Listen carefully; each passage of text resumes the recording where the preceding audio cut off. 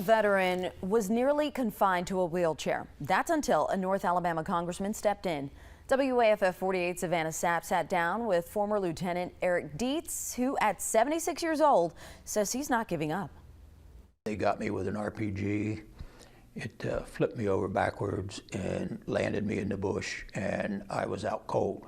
Eric Dietz recalls the moment he was wounded during battle in Vietnam after he was drafted into the Army. In October of 1968, Dietz' battalion became surrounded by enemy fire near Dao Tang, a battle so intense many presumed he was killed until he returned to headquarters 10 days later.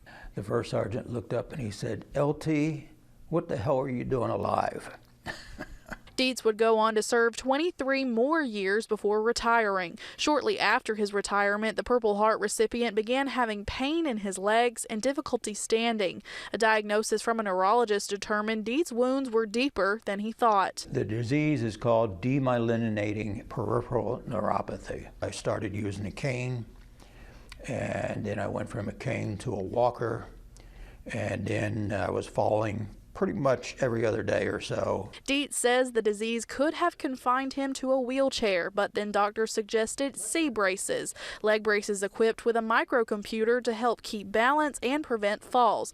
The price tag, $75,000 for one pair.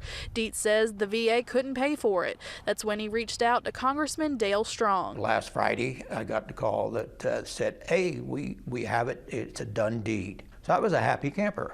I mean, really happy. Dietz had his last fitting for the C braces today. The mock-up will be sent off for adjustments, and in the coming weeks, Dietz will learn to walk with brand new motorized braces.